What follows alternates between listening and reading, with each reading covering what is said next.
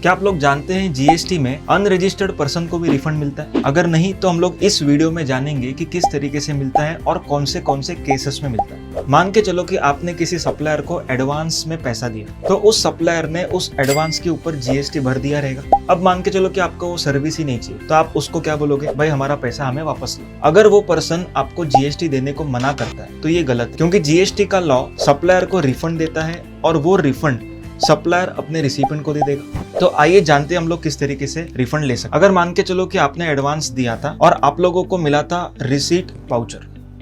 अब जब कभी भी आप लोग उससे रिफंड मांगेंगे तो आपको क्या देगा? रिफंड वाउचर देगा। अब रिफंड वाउचर जब वो देगा तब entire amount including GST shall be refunded by your supplier. अगर मान के चलो कि उसने आपको टैक्स इनवॉइस दिया था और बाद में आप उससे रिफंड मांग रहे हो, तो उसके पास यहाँ पर दो ऑप्शन होते हैं, दो केसेस होते हैं कि वो आपको कौन सा डॉक्यूमेंट इशू करे। अगर क्रेडिट नोट के टाइम लिमिट के अंदर है तो he will issue us credit note with GST. लेकिन अगर टाइम लिमिट निकल चुका है, that is 30th November of next year, तो वो आप लोग को देगा क्रेडिट नोट विदाउट जीएसटी।